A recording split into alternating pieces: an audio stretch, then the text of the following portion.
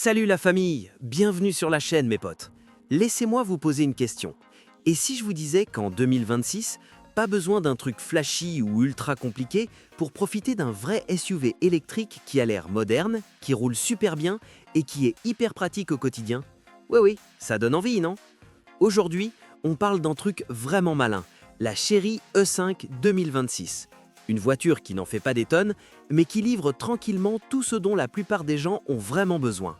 Et pour tous ceux qui cherchent du confort, de la simplicité et de la facilité, franchement, ça pourrait être un choix très intelligent. Sous le capot, enfin, il n'y a pas de vrai moteur traditionnel ici, bien sûr, c'est 100% électrique. Tu as un seul moteur électrique qui sort environ 155 kW, soit à peu près 208 chevaux et 288 000 Nm de couple. C'est pas une brute, mais c'est ultra fluide, linéaire et hyper prévisible. Le 0 à 100 km/h se fait en environ 7,5 secondes, ce qui est largement suffisant pour la conduite de tous les jours.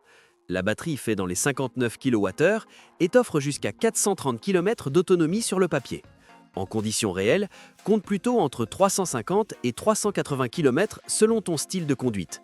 La recharge est aussi pratique, jusqu'à 130 kW en charge rapide, donc tu passes de 30% à 80% en à peu près une demi-heure.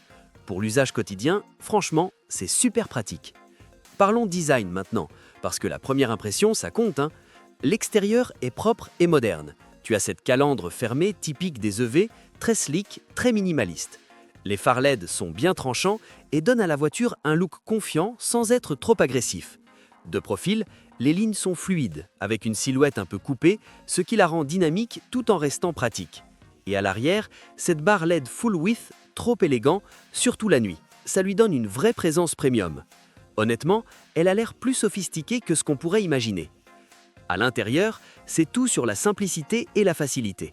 Tu as deux écrans de 12,3 pouces, un pour les infos de conduite et un pour l'infotainment. Tout est digital, clean et facile à comprendre, parfait si tu préfères quelque chose de straightforward.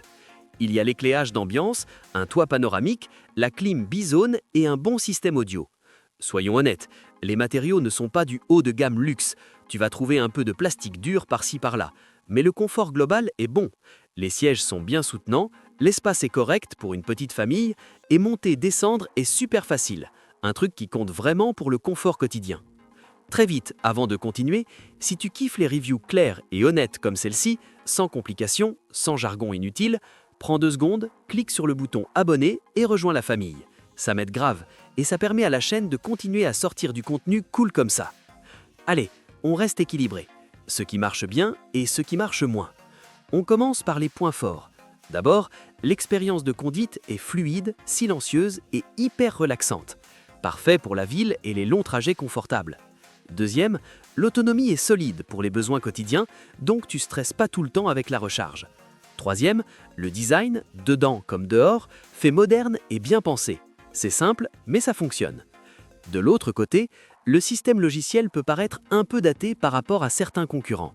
C'est utilisable, mais pas le plus rapide ni le plus avancé.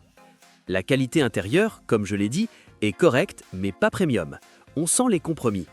Et enfin, la confiance envers la marque. Chery est encore en train de se faire une réputation dans pas mal de marchés, donc certains acheteurs hésitent. C'est compréhensible.